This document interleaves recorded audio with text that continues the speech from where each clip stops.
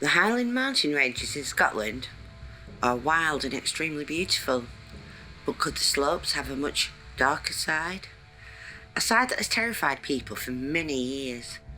It is claimed that the mountains are haunted. With a height of 1,309 metres, Ben Macdui is the highest peak in the Cairngorms and the second highest peak in Scotland. It is believed by many mountaineers who frequent the area that the Cairngorms harbour an evil humanoid entity known locally as Fia Liamore, meaning Big Grey Man. By the name, I'm sure you can guess that it's grey in colour. It's also extremely big and fearsome. The legends tell of these beings stalking anyone who would trespass in their territory. Actual sightings of the Big Grey Man have been rare, but eyewitnesses describe his appearance as being around 10 feet tall, covered with hair, and with very long arms and legs. Ben Macdui's ominous occupant first came to everyone's attention when climber and professor Norman Colley made a startling announcement to the members of the annual general meeting of Cairngorm Club. It was during the 1925 gathering. He said that in 1891 he had been descending from this mountain summit through heavy mist when suddenly I began to hear the sound of noises in the loose rock behind me coming down from the natural cairn on the high plateau.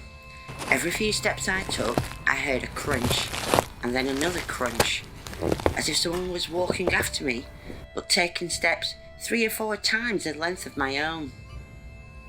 He dismissed these sounds. Maybe his mind was playing tricks on him, but he continued on. The only problem was, so did the mysterious steps. As anyone would, he became more and more apprehensive, until terror consumed him, and he fled blindly down the mountain for 5 miles until he reached the bottom. Collier never really caught sight of anything, but he was left with a sinister impression of being stalked by a huge and forbidding creature. He vowed never to return to Ben Macdui alone, and remained convinced that there was something very strange about the top of Ben Macdui. After his own experiences were revealed, he received a letter from Dr. A.M. Kellis, describing his own strange experiences on the mountain.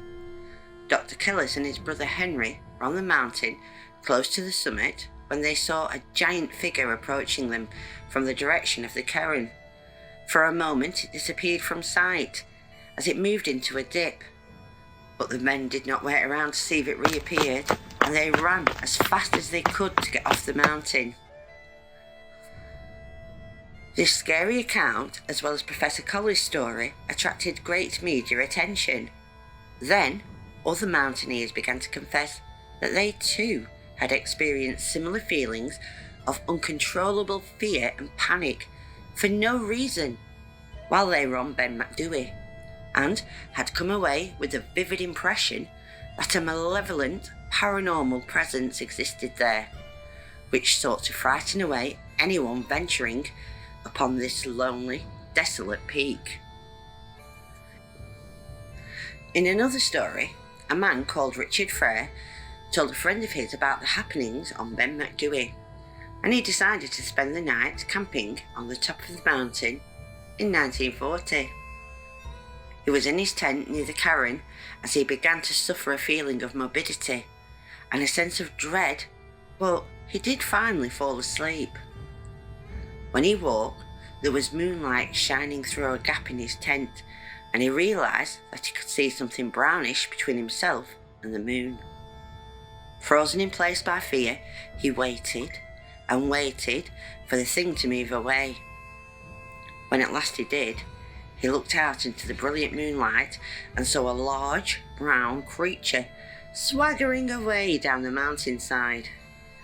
He said the creature had an air of brazen strength about it.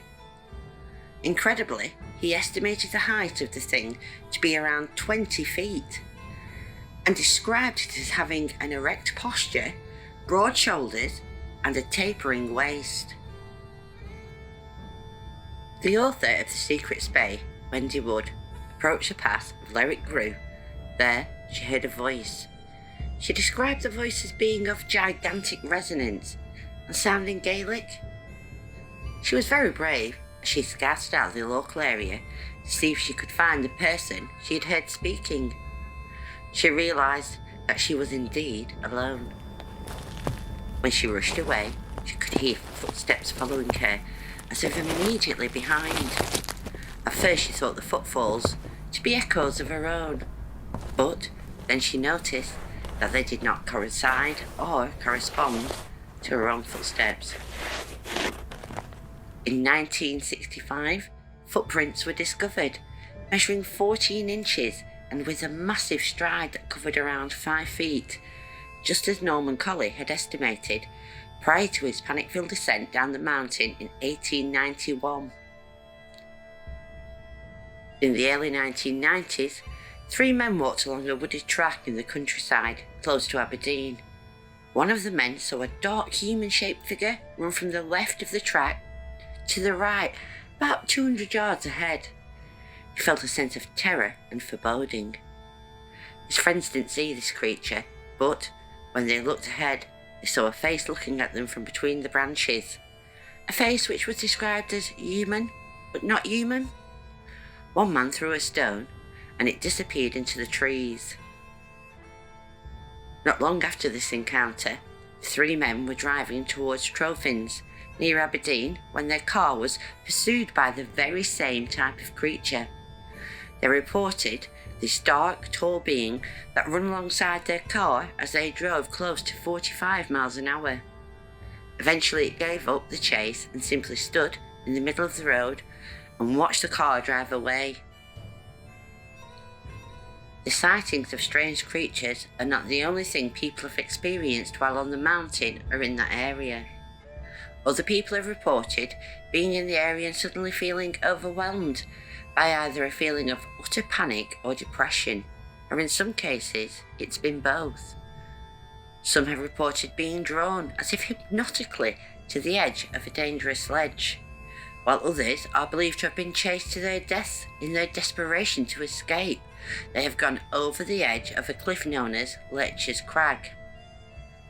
There have even been reports that ghostly music and laughter could be heard wafting across the shadowy slopes, and many accounts of heavy footsteps, like those heard by Colley, have been documented.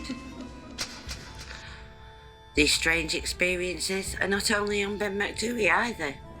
One day during the 1920s, a mountaineer called Tom Crowley was coming down alone from Bruriac in Glen Enoch, close to Ben Macdui, when he was horrified to see a huge grey mist-shrouded figure with pointed ears, long legs, and finger-like talons on its feet. He did not stay for a closer look. So, what could this possibly be?